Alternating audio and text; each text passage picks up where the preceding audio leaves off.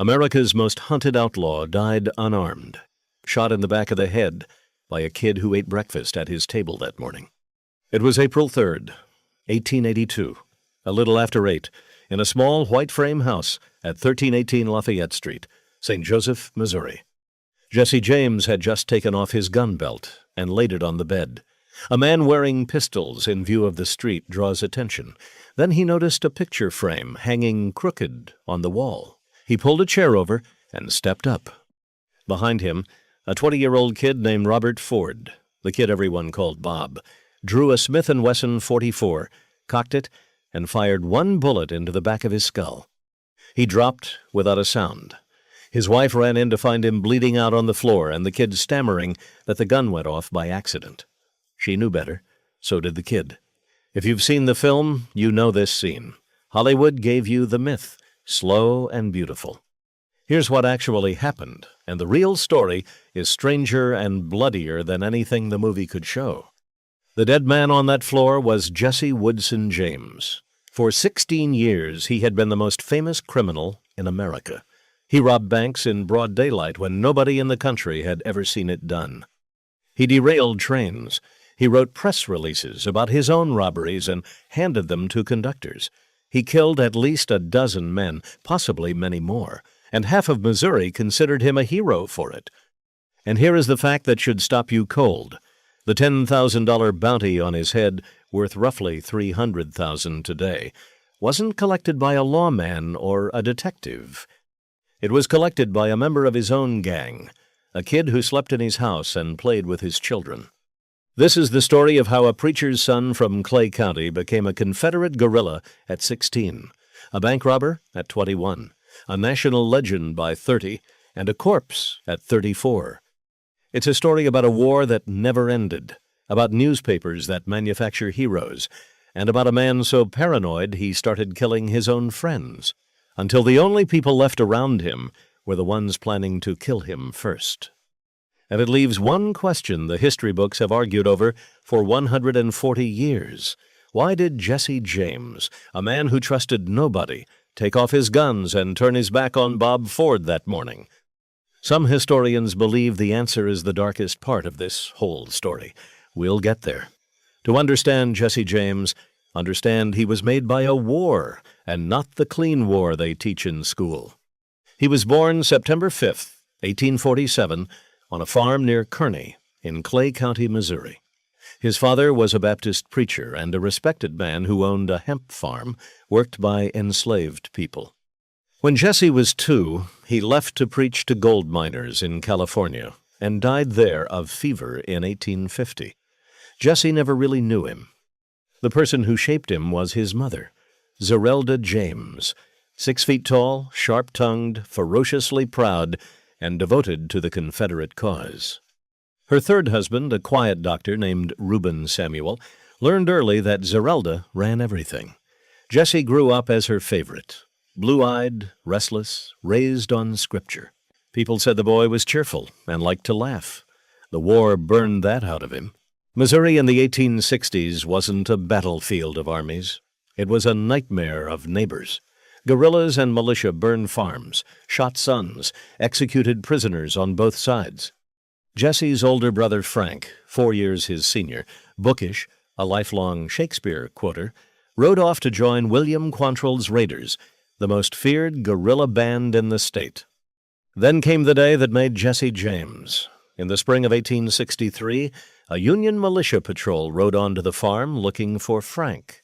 They grabbed Jesse's stepfather, Dr. Samuel, threw a rope over a tree, and hoisted him off the ground again and again, strangling him half to death to make him talk.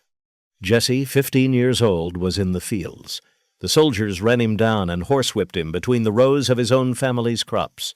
Zerelda, pregnant, was later jailed. The doctor survived, with brain damage that never healed. Within a year, Jesse was riding with Bloody Bill Anderson, a guerrilla chieftain who decorated his horse's bridle with Union scalps. On September 27, 1864, at Centralia, Missouri, Jesse was present when Anderson's men pulled 22 unarmed Union soldiers off a train and executed them on the platform. then wiped out a pursuing force of over 100 militiamen. Jesse was 16 years old. Whatever boy his mother raised died somewhere in that war. In 1865, as the Confederacy collapsed, Jesse rode toward Lexington, Missouri, by most accounts trying to surrender, and Union cavalry shot him through the chest. He nearly died. His first cousin nursed him back to health, Zerelda Mims, named after his mother and known to everyone as Z. He fell in love with the woman who cleaned his wound and would court her for 9 years. While he healed, he made the decision that defined everything after the war was over. Jesse James decided his wasn't. February 13th, 1866. Liberty, Missouri, 12 miles from the James farm. A dozen riders in Union Army coats walked into the Clay County Savings Association at midday and rode out with around $60,000 in cash and bonds, worth over $1 million today. On the way out of town, one of them shot dead a 19-year-old student named George Wymore, standing across the street. Historians still argue whether Jesse was there. He may still have been recovering from his wound, but the men were his people, and Frank was almost certainly among them. Nobody in American history had ever robbed a bank in broad daylight in peacetime. There was no playbook against it. Hold that image, because 3 years later, a bank robbery in this same state turns into something much darker, and it's the moment Jesse James stops being a rumor and becomes a monster with a name. December 7th, 1869, Gallatin, Missouri. Jesse and Frank walked into the Daviess County Savings Association, and Jesse looked at the cashier behind the counter, a mild man named John Sheets, and decided he recognized him. Then he shot Sheets through the heart, and as the man fell, shot him again through the head, in front of a witness. It wasn't about money. Jesse believed, wrongly, that Sheets was Samuel Cox, the militia officer who had hunted down and killed Bloody Bill Anderson. He executed an innocent man over mistaken identity, escaped the posse on a stolen horse after his own thoroughbred broke loose, and became, overnight, the most wanted name in Missouri. That murder should have ended him. Instead, watch what happens next, because a man Jesse never met is about to turn this killing into a legend. First, understand the machine behind those raids, because Liberty became the template. The opportunity was simple. Missouri banks were small, local, and guarded by nothing but a cashier and a countertop. No alarms, no federal insurance, just a county sheriff with one horse. The inside advantage was knowledge. These men had spent 4 years riding as guerrillas through these exact counties and knew every back road, creek crossing, and sympathetic farmhouse where a blown horse could be swapped for a fresh one. The execution ran like a cavalry raid. 2 or 3 men inside, guns on the cashier, grain sacks over the counter, the rest mounted outside, firing to sweep the streets clear. Total time inside under 10 minutes. The money was split evenly, spent fast on horses, gambling, and land, which is exactly why they kept robbing. And the flaw in the whole model was noise. Every job made them more famous, and fame is the one thing a fugitive can't spend. And here's the part the movie only hints at. Jesse James was not made famous by his crimes. He was made famous by an editor. John Newman Edwards, a former Confederate officer at the Kansas City Times, saw in Jesse a symbol for beaten Southerners who hated Missouri's Republican government. Edwards printed Jesse's letters proclaiming his innocence and wrote editorials comparing the James boys to Robin Hood. He turned a killer into a cause. Jesse understood exactly what was happening. He became an outlaw with a publicist. The gang evolved. Frank and Jesse joined the younger brothers, Cole, Jim, and Bob, former guerrillas from a respectable family the war had wrecked. Cole Younger, big, shrewd, and vain, never stopped believing he should have led. On July 21st, 1873, the gang pulled off something new. Near Adair, Iowa, they loosened a rail on the Rock Island line and derailed a locomotive, which toppled into the ditch and crushed the engineer, John Rafferty, to death. They expected $75,000 in gold. It was delayed. They rode off with barely $3,000. A man died for a timing error. 6 months later, on January 31st, 1874, they hit a train at Gads Hill, Missouri, and Jesse did something no criminal had ever done. He handed the conductor a written press release describing the robbery, with a blank space left for the amount taken, so the newspapers would print it correctly. He was editing his own coverage. By 1874, he had married Z at last, after 9 years, and the railroads had had enough. They hired the Pinkerton National Detective Agency, and that decision handed Jesse James the greatest propaganda victory of his life. The Pinkertons came into Missouri confident. Missouri humbled them fast. In March 1874, a young agent named John Whicher arrived in Clay County posing as a farmhand, seeking work at the James farm. His body was found the next morning beside a road in Jackson County, shot through the head and heart. That same month, 2 more agents died in a gunfight with the Youngers, taking John Younger down with them. In Clay County, the James family saw you coming. So Allan Pinkerton, the founder himself, chose escalation. On the night of January 25th, 1875, his men surrounded the family farmhouse in the dark and threw an incendiary device through the kitchen window. It exploded in the fire. Inside were not Frank and Jesse, who were long gone, but Zerelda, Dr. Samuel, and Jesse's 8-year-old half-brother Archie. The blast tore the boy's side open. He died in agony that night. Zerelda's right arm was mangled so badly it was amputated below the elbow. The Pinkertons had blown up a mother and killed a child, and missed both outlaws entirely. The reaction was volcanic. Newspapers nationwide condemned the raid. The Missouri legislature came within a handful of votes of passing an amnesty for the James and Younger brothers. Jesse James, murderer, was now a victim, a wronged son, a symbol. It was the peak of his legend, and it is exactly here, at the top, that he made the decision that destroyed everything. The gang decided to leave their sanctuary. They chose a target 300 miles from anyone who loved them, in a state full of strangers, Northfield, Minnesota. September 7th, 1876, 2 in the afternoon. 8 men rode into Northfield in long linen dusters on the finest horses the town had ever seen. Frank, Jesse, the 3 Youngers, Clell Miller, Charlie Pitts, and Bill Chadwell, the Minnesota man who swore he knew every road out.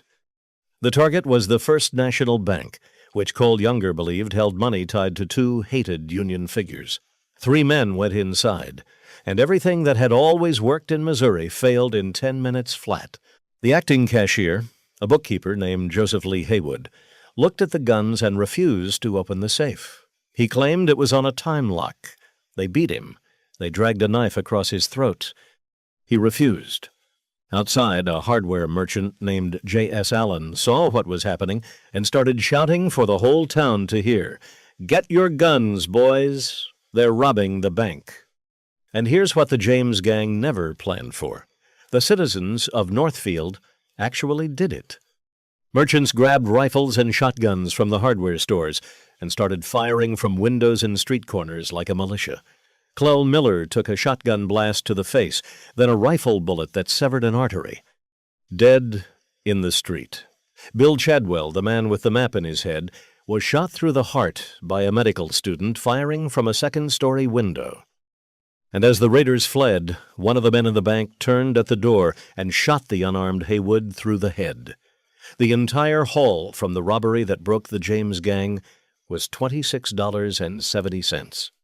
Then came 2 weeks of hell. As many as 1,000 men sealed southern Minnesota, while 6 survivors, several shot to pieces, crawled through rain and swamps. The Youngers and Charlie Pitts were cornered in a slough near Madelia. Pitts died shooting. The Youngers, carrying 11 wounds between them, surrendered and took life sentences in Stillwater Prison. Frank and Jesse alone split off, stole horses, and rode over 400 miles to safety. The gang Jesse built over a decade was gone in 14 days. The newspapers printed that the James boys were finished. The truth was worse. Jesse's next gang would kill him.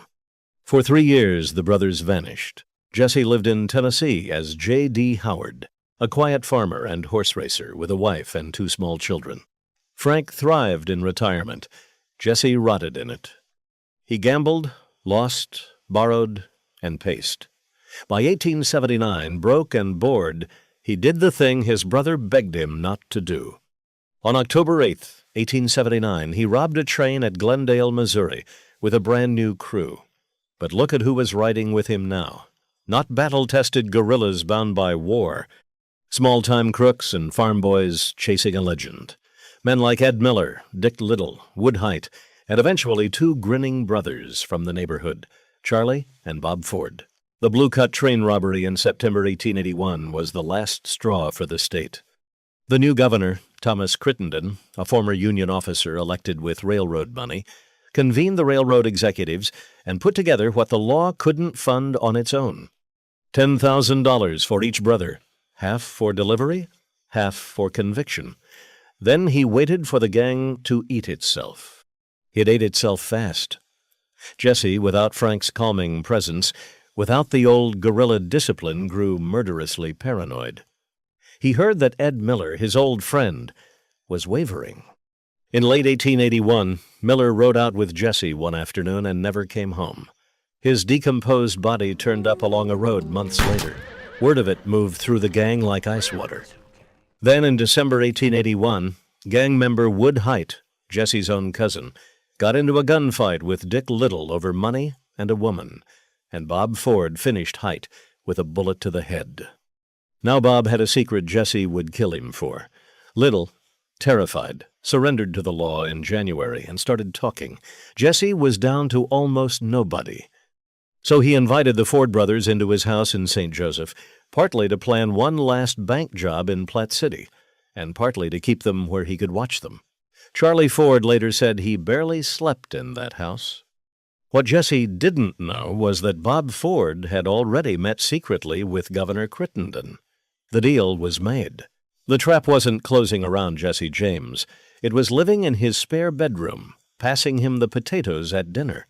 So we return to that warm Monday morning, April 3rd, 1882, 1318 Lafayette Street. Jesse, living as Thomas Howard, walks into the front room with the Ford brothers after breakfast. Z is in the kitchen, and Jesse does the sequence of things that has puzzled historians ever since. He remarks on the heat, takes off his coat, then, saying he might be seen from the street, he unbuckles both revolvers and lays them on the bed. The most hunted man in America, unarmed by choice, in front of a kid he had reason to distrust. Then he takes a chair to the wall, steps up, and reaches for a dusty picture. The film renders what happens next almost silently. On this, it's accurate. Bob Ford's revolver was the only sound. One bullet, behind the right ear, at a range of a few feet. Jesse James hit the floor dead or dying. The coroner would note the single wound. Z ran in and cradled his head while the Fords babbled about an accident, then ran to the telegraph office. The message Bob sent to the governor was 5 words of pure ice. I have killed Jesse James. Crowds mobbed the house within hours. The body was photographed on ice, propped for the cameras, and the pictures sold nationwide. The Ford brothers were charged with murder, pleaded guilty, were sentenced to hang, and were pardoned by Governor Crittenden the same day. The transaction could not have been more naked. And they never saw the full 10,000. Most of it went elsewhere, to officials and middlemen, and the Fords ended up touring in stage shows, reenacting the shooting night after night for jeering crowds.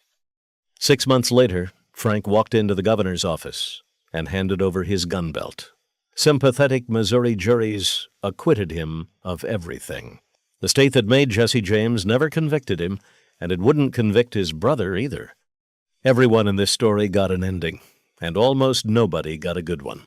Charlie Ford, sick with tuberculosis, addicted to morphine, hollowed out by playing his own crime on stage, shot himself in 1884. Bob Ford drifted west, opening saloons, wearing his infamy like a brand, until June 8, 1892. When a man named Edward O. Kelly walked into his tent saloon in Creede, Colorado, said hello, Bob, and killed him with both barrels of a shotgun. The man who shot Jesse James. The Youngers served decades in Stillwater.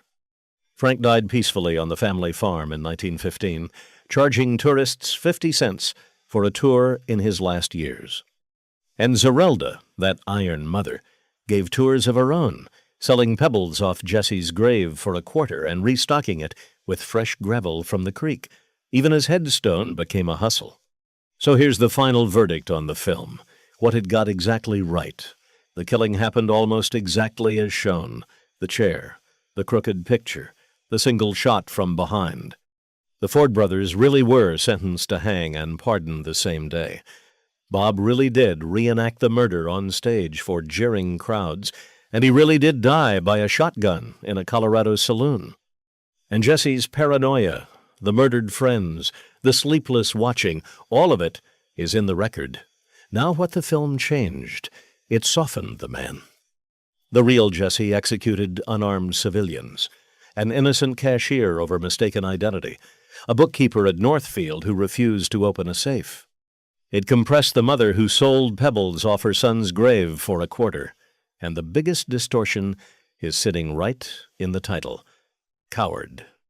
Some historians genuinely believe Jesse, exhausted, surrounded, and out of moves, knew exactly what taking off those guns meant, that the last thing he ever staged was his own death scene. If that's true, Bob Ford wasn't a coward or a killer. He was the last prop in Jesse James's final performance. What's documented is this. A war made a boy into a killer. A newspaper made the killer into a legend. And the legend was worth so much money that somebody he trusted cashed it in. The outlaw died in 1882. The myth is still collecting. If this one pulled you in, subscribe and hit the bell for the real stories behind the legends. And drop a comment. Who's next, Billy the Kid or the man who brought down the Youngers? I read everything.